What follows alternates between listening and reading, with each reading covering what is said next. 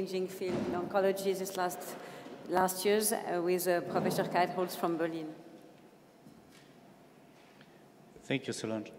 So I think it's not underestimated what the role of melanoma is. I think this year we can say melanoma can serve as a role model for successful and rapid cancer treatment development this year. And it has three aspects I want to mention.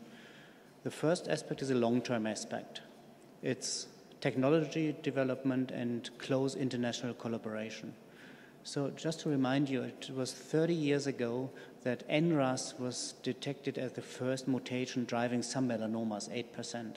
And it took another 20 years to discover BRAF as the most frequent driver.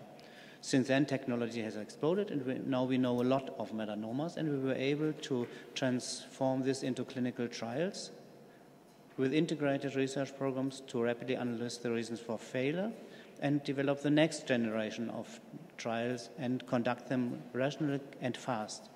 And this is due to the close international collaboration of melanoma researchers that is really a very active community that is able to really do one trial after another. And you see the same people in different trials, so it's really a very close community. So the second thing is targeted therapies. We have seen vemurafenib as the first agent to change melanoma into a treatable disease, whereas 10 years ago when BRAF mutation was detected as the driving mutation in half of the cases, we were working with chemotherapies, interleukin-2 and things, and we all agreed that there's no reference treatment that really can be viewed as a standard, and that we would take experimental treatment as first line in melanoma, and we had some chemotherapies as reference standards. So this has changed during the last 2 years, and this has changed yesterday. Yesterday we saw trials of combination targeted agents overcoming the emerging immediate resistance against the BRAF inhibitors alone, and we saw 2 trials. Both are positive that a combination treatment is much better than single agent BRAF inhibition, combination with BRAF and MEK inhibitors.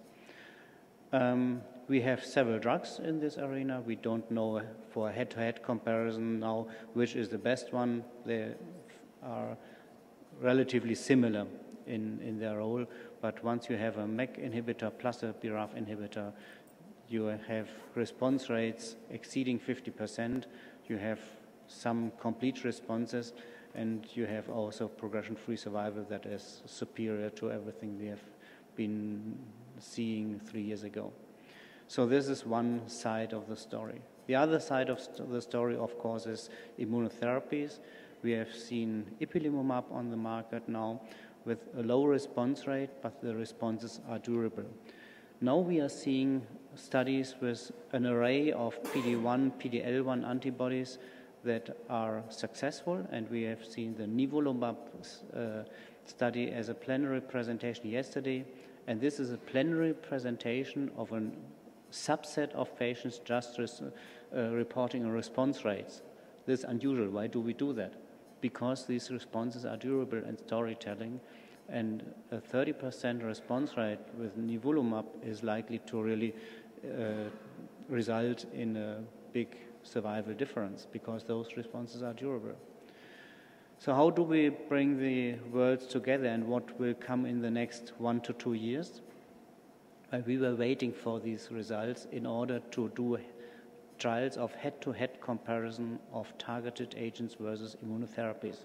We were discussing this since 3 years, and we did not agree to do a trial ipilimumab versus vemurafenib because we were waiting for the next waves, and now we got those next waves.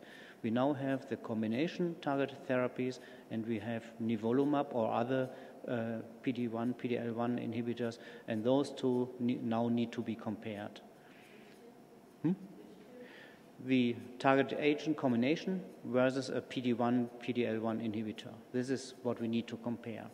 At the same time, we are preparing for the second adjuvant trial. We have seen the ipilimumab adjuvant study, toxic, positive outcome, but quite toxic. And so we are preparing now for the PD-1 antibody adjuvant trials to see whether we can prevent metastatic disease, which is always better than treating metastatic disease. I think that's the basic story, and that's the scene at this moment. And I think it is great for melanoma, and it is informative for many other cancers as well, so as the immunotherapies are getting out of the dark corner of melanoma into more frequent diseases. Thanks, Ulrich.